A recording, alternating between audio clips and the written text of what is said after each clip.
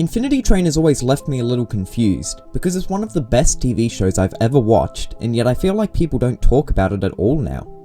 It had a really fun first season, or as they call it, book, a wonderfully crafted second, an unbelievably incredible third, and a fourth that was okay. But just because it was called off prematurely and didn't have a name as large as Disney or Netflix attached to it, it feels like it's faded into obscurity. I completely believe that this show stands toe-to-toe with the likes of The Owl House and Gravity Falls.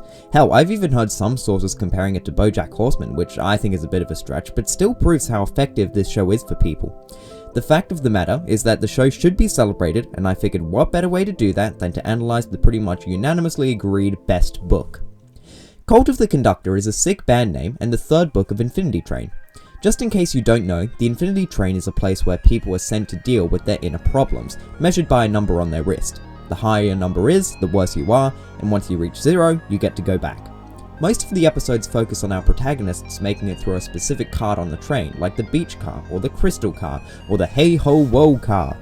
These usually involve characters facing their past or learning life skills, but honestly sometimes they just come across as the cart maker vomiting. The third shows this group, or rather cult, of kids called the Apex, ran by Grace and the topic of this video, Simon. In this cult, they believe that the train is humanity's right, and that the higher your number is, the better. Just before the actual analysis, I figured I should recap book 3. This isn't necessary for the video, but it might give some context if you want it. Skip to this time frame if you want to get to the analysis. 3, 2, 1. So Simon and Grace lead this cult, but get moved far away from their home base. As they head back, they meet this girl Hazel and her monkey friend Tuba. They agree to bring them along in the hopes of recruiting her. Grace bonds with Hazel, Grace's number goes down, which unsettles her. She tells Simon, who isn't too fussed. They then meet this character from the previous books, the cat, who previously betrayed Simon, something he's mad about. They quickly leave. Later, Tuba gets stuck in between cars. Simon says he's going to help, but goes over and essentially kicks her off. Hazel is stressed by this and runs outside. Grace follows her to see that she's a train creature, a denizen, that can shapeshift into a human. Grace agrees not to tell Simon because of his aggressive nature towards denizens. Hazel spends a short period mourning before going to the next cart and finding Amelia, the previous conductor. Amelia starts to explain that their beliefs about the train are all wrong, to which Grace listens and Simon angrily dismisses. Simon then goes back to the cat in order to get a mind tape device so that he can search Grace's memories and figure out what's wrong with her. Later, as Amelia reveals more about the train, Simon tries to attack her. This stresses out Hazel into revealing her denizen form to both Simon and Amelia, which Grace pretends to have not known. That night, Simon looks into Grace's memories to see her hiding Hazel's form from him, which he is crushed by. Amelia asks if Hazel would like to come with her, to which she agrees, having realized Simon and Grace maybe aren't the most stable. This makes Grace feel terrible, while Simon is glad things are back to how they were. As Grace lashes out at Simon for not caring about Hazel, he traps her in a memory tape and leaves to join the Apex. Eventually, Grace is able to get out, though in real time it seems to take a couple of days at least. When she gets back to the Apex, it's revealed that a now completely unstable Simon has turned it against her and orders the kids to wheel her. They stop when Grace tells them about what Amelia said, but Simon is not happy about this. Grace and Simon proceed to fight, and as he's about to fall off the train, Grace saves him. He considers this for a moment before kicking her off the train. He loses his mind, believing he's killed her, but she's saved by previously met denizens. As Simon watches this, a gom, something we see in previous books, attacks him, fully sucking out his life force, which kills him. Grace then disbands the Apex, saying that she shouldn't tell them what to believe in, and so the book ends. Honestly, there's a lot of discussion that could be had about many separate aspects of the book, but Simon is my favourite, so I chose him. So without further ado, put down the blinds, place all belongings underneath your seat, and let's get straight into analysing it. Simon is really interesting in terms of how threatening he is, because he completely isn't for half of the book. For the first 5 episodes, he isn't much more than Grace's lackey. Grace is at the forefront, leading conversations and being front and center during all of the Apex's raids. Simon is pretty clearly less strong, less likable, and while he's nerdy, an idiot in anything related to common sense or socializing.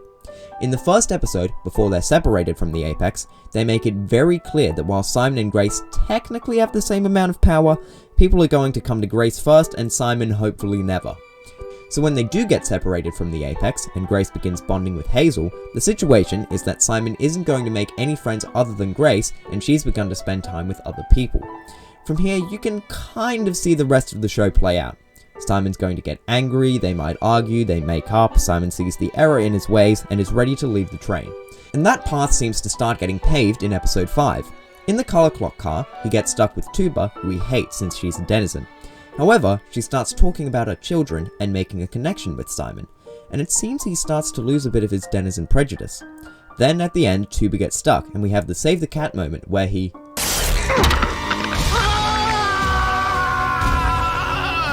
For you? This twist is one of my favourite TV show twists for 2 reasons. Number 1, the threat. As we said before, Simon is an idiot. But this action shows us that he's an idiot who never starts to think that he's wrong. And that can be one of the most destructive things in the world, especially when that idiot has an army to back him up.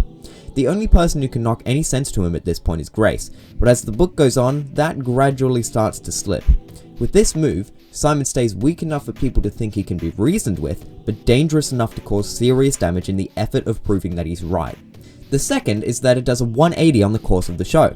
Nothing is worse than dedicating 8 hours into a TV show and it ending the way you thought it would. This incredibly dark turn is a perfect expectation subverter because you don't know what's coming up next. The show could try to redeem him, though that seems unlikely. Grace could slowly piece it together and put her foot down, or she could suspect nothing as Simon slowly gets worse and worse. Each of these options are viable, and it makes every scene with him after this considerably disturbing, because you don't know if he's going to lash out at our protagonists or not. So this is where Simon's level of threat stands for a good section of the show. From the end of episode 5 to the end of episode 8, he's a ticking time bomb. That is of course until the revelation that Grace, the only person he put his trust into, didn't trust him back. By this point, most viewers will have realised that the only thing keeping Simon at bay was his respect for Grace, so this brings his threat to a whole nother level. And it's really interesting seeing how his mind looks through all of the terrible things he's doing. Simon, as a person, views his opinions and worldviews as the correct ones. There are many quotes to back this up. And up until the point where he realised that she betrayed him, he considered Grace's opinion to be as good as his. But as soon as he realises that she doesn't think highly of him, he immediately throws away all of that.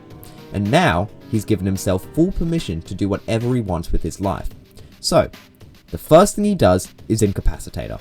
Straight up. Yeah, you saved my life and we've been friends for about a decade, but you mildly disrespected me, so I need to leave you for stranded in your own mind. He isn't ruthless, an evil genius, or even just a sadist. He's an angry idiot that takes it out on anything and anyone with the gall to be below him.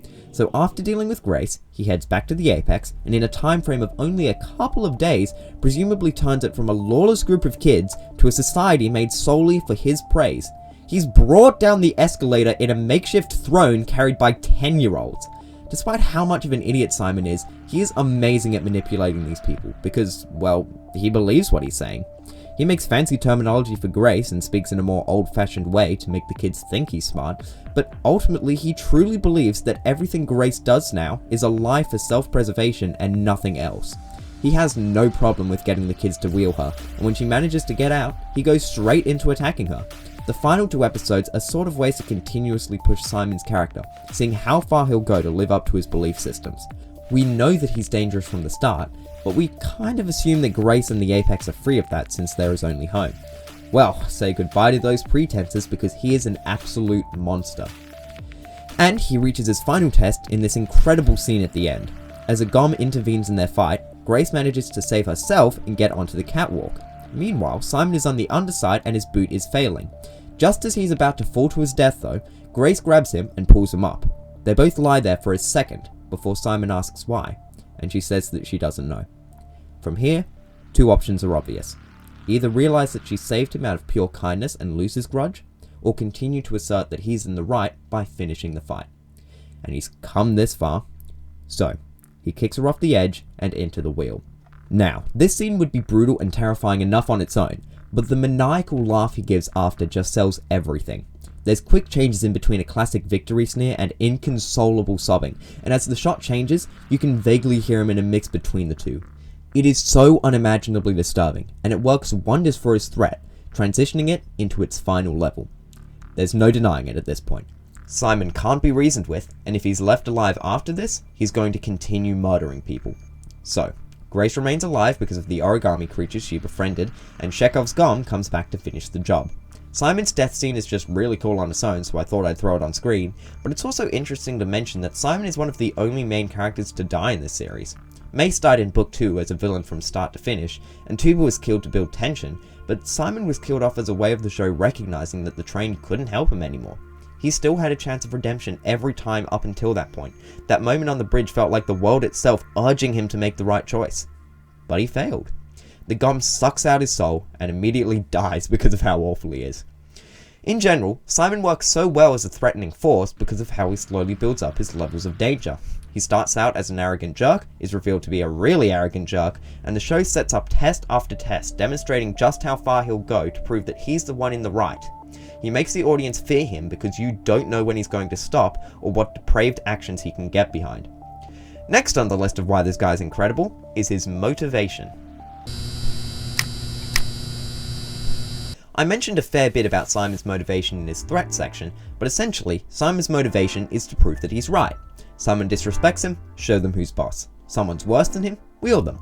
It's a very simple worldview, but it comes to play in his character growth, or rather character shortening in a sense. First off, while this worldview doesn't have a specific origin, there are a couple of reasons as to why he's like this. First and foremost, he's the victim. When he eventually gets to trapping Grace in her own mind, he gives her this monologue, one where he constantly brings up how she should be ashamed of herself and that she hurt him more than she can imagine. By being wrong, something that happens to him a fair bit, he lets down almost all boundaries and gives people what they deserve. While it's completely exaggerated in the show, this isn't necessarily uncommon in the real world, and it is an incredibly destructive way of looking at things. Another reason for this could be how he views danger. The way that Simon considers how dangerous someone is very binary. They're either going to hurt him, in which case he needs to stop them, or they're not, in which case they're useful. The main proof for this is how quickly he turns on people once they get on his bad side. Yes, tensions were being raised between him and Grace throughout the season, something I'll get into shortly, but as soon as she hides something from him, he immediately considers her an enemy. He doesn't consider her actions, think about why she might have done this, or ask her about it. He goes directly from a state of rocky friendship to arch nemesis. If this were to be the case, I wouldn't be surprised if it were why he got in the train in the first place. Something like this would be a genuine issue that would have to be solved, but something could have gone wrong in the process, especially with the cat. Speaking of which, the only part of his motivation that does have a clear origin is his hatred towards denizens, which I'd guess mostly comes from the cat. The cat is technically a denizen, but it seems much more in tune with the conductor than other train creatures. And when Simon first appears on the train, his only guide was the cat. He trusted her with everything, his survival, his companionship, himself, but then she betrayed him. Well, I mean, betrayed is a strong word. When they were being attacked by goms, the cat escaped in a hurry and didn't come back to check on him. Don't get me wrong, it was an awful thing to do, and something that he is rightfully upset about, but the cat was panicked. She was going off of instinct. She didn't realize how he couldn't follow her through that small crack until minutes later. But from how he's internalized this, it seems as though he's convinced himself that she did it out of malice. He is just as aggressive towards the train creatures as though the cat had betrayed him last week. He refuses to believe that they could be real people, and since that point, has only viewed them as heartless monsters that deserve to be killed. Now, this was obviously a traumatic event, and I don't want to blame him for how he dealt with it. The train was obviously at fault for this severe mishandling of a troubled kid. But it's something that I have to bring up because it is a massive part of how he convinces himself what he's doing is okay. A good example is the aforementioned Tuba. When Simon killed her, it was a sign of how much his prejudice overpowered his reasoning. Now, Simon killed many denizens before Tuba, so what makes her so different? Well, in this case, he was shown undeniable evidence that she was just as human as any passenger. Their screen time together in that episode was the standard stuff you'd see at a bonding montage. Tuba starts opening up to him, tells him her sad backstory, and Simon listens. The whole cart that they're in is about teamwork and breaking down boundaries. The experience beforehand gives Simon every possible reason to lose his hatred for denizens, but he stays in his belief because he's always right. Anything that anyone else tries to tell him are simply lies. I've spoken a lot about how his past or his trauma may have affected his arc, but I feel like I have to come back to the fact that it wasn't all, or arguably mostly, because of his trauma. He truly was a self-centered, mean person whose personality guided most of the threat in Book 3. By the end of the book, that's become increasingly clear. As soon as he deems Grace unfit to lead, he gets back into the Apex and starts teaching them his belief system, that denizens should always be killed and to properly punish those that you cannot trust. He wants them to view him as a king, as a savior. He gets himself a throne, he speaks with old-fashioned language, he manipulates the kids into almost throwing their old leader into a wheel. For me, the best part about all of this is that he isn't smug or happy about it. He's completely serious. The creators made it very clear that he doesn't consider this outcome as his hard work paying off. He considers it as an inevitability because he deserves it. And quickly after Grace starts to diminish some of that power, he tries to kill her. Simon is a deranged lunatic, and the best part is, the show executes his backstory and emotions so well that it's easy to get on his side. I kept on rewriting this part of the script, because it felt like I was constantly being too harsh on him. I mean, he was abandoned by his caretaker, he seems to be okay all the way up to episode 5, and losing Grace as a friend was a pretty awful thing to endure. So, I had to actively remind myself that he killed Tuba, he trapped Grace, he almost killed her too. Simon is a tragic villain, but in the end, he chose to be a tragic villain. The motivation behind Simon is one of my favourite character building I've ever seen. The show leaves you mostly guessing as to what he wants out of Grace, and it gives you apt reasoning as to how he turned out how he did, but still outlines how much of a terrible person he is. The final thing that I wanted to bring up is Grace, and how they work together.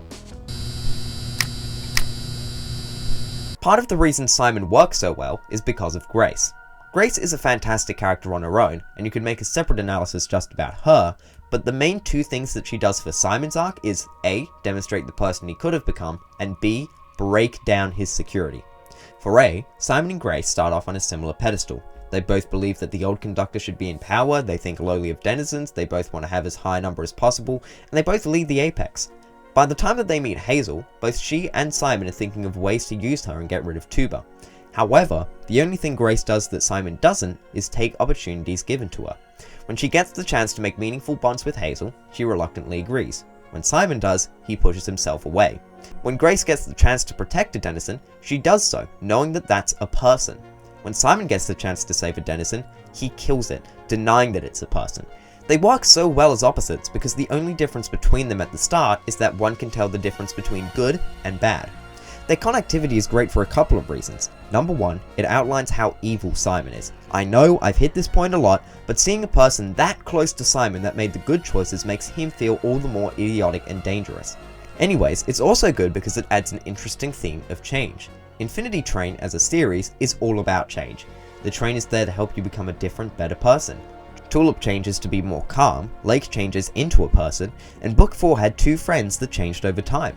But change rarely happens the same way twice, and I think that's the note they were trying to hit with this book. If that was the case, then they did a great job, because by the end of this, you wouldn't be surprised if the two had never even met each other.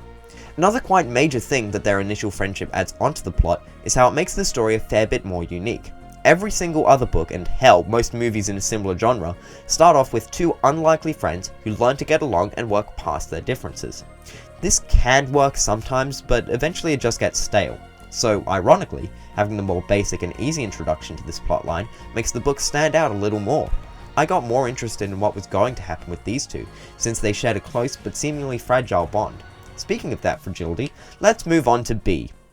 The way that Simon and Grace's friendship gradually starts to erode is absolutely fascinating, because, in a way, they're both at fault. Of course, Simon is the egomaniac who did all of the terrible stuff, but in terms of their bond, Grace had been lying to Simon for years. When they first met, she lied about the Conductor. In the following years, she lied about her knowledge on the number system. After meeting Hazel, she kept on holding the truth from him. It was clear that her issue was not only that she couldn't trust him, but that she wanted him to think that she did. And her instant turn towards manipulation created a dam of all the terrible things that they could ignore, a dam that came crashing down once Simon started to learn what was really going on. The descent is also incredibly well paced. The first episode is spent building up how Grace and Simon are besties, but how Grace views herself as higher. The next few episodes start to show how she treats Simon, using Hazel as a reference point. Then, once we learn how deadly Simon can be, they start to get more aggressive with each other, eventually leading to episode 9, where Grace's manipulative tactics come back to bite her. Then, of course, by episode 10, Simon treats her like an arch nemesis, while Grace just wants things to go back to the way they were. It's a really nice gradual way of demonstrating two friends falling apart, and their final battle at the end truly solidifies just what manipulative friendships can result in. This erosion is also incredibly interesting for Simon's character building. For the first section of the show, Simon's personality is entirely reliant on Grace being around. He's rude to other people and he's blocked out all parts of his life before her. But this gets challenged by both the cat and Amelia. His time with the cat is the first real instance we get where he's having a full conversation with someone that isn't Grace, and it's here that he has to face his own demons, not the Apex's. This creates some quite interesting moments where he starts to realize just how dependent he is on her, and it definitely gets the ball rolling for the finale. Amelia, meanwhile, makes him question everything, something he does not enjoy doing. She brings up everything about how the numbers work, who 1-1 is, how she was the old conductor. While Grace considers these topics, Simon never wants to admit that he is wrong, and so immediately dismisses them.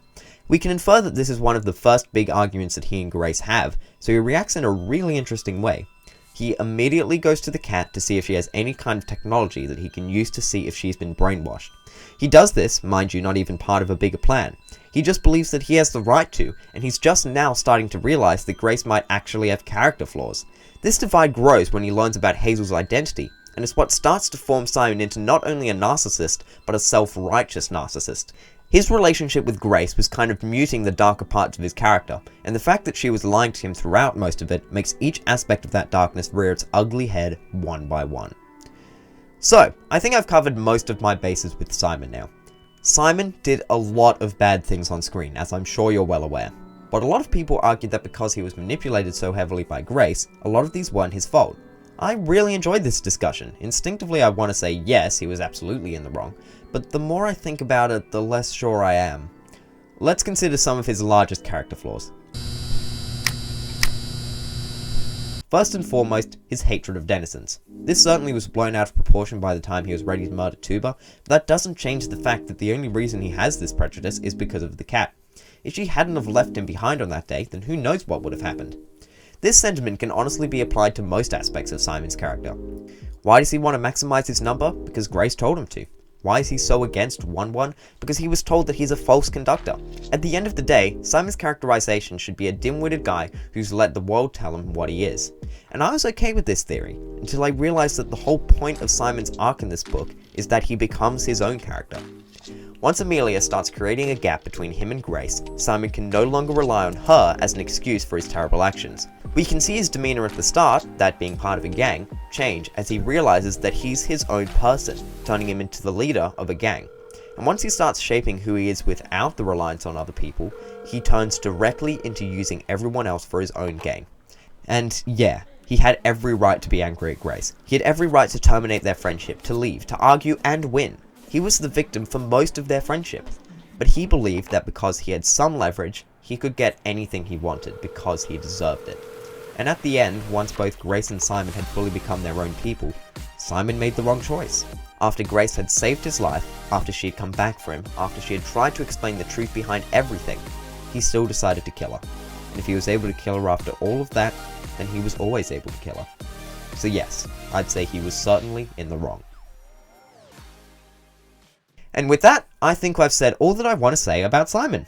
This guy is absolutely one of the best TV show villains I've ever seen, and is the main reason that Book 3 is my favourite of the 4. If you're watching this but haven't seen the show, I'd absolutely recommend the other books as well. The idea of the train itself is strong enough to be interesting all throughout the series, and all of the books have at least one interesting aspect about them. It's a real shame that the show ended as early as it did, but I'm at least glad to say that we got plenty of fantastic storytelling while it lasted. So, that's it. Thanks for staying till the end. This was certainly one of the more analytical videos I've made, so if that's what you're into, consider dropping a like. But with all of that out of the way, thanks for watching, don't miss your stop, cue the outro music.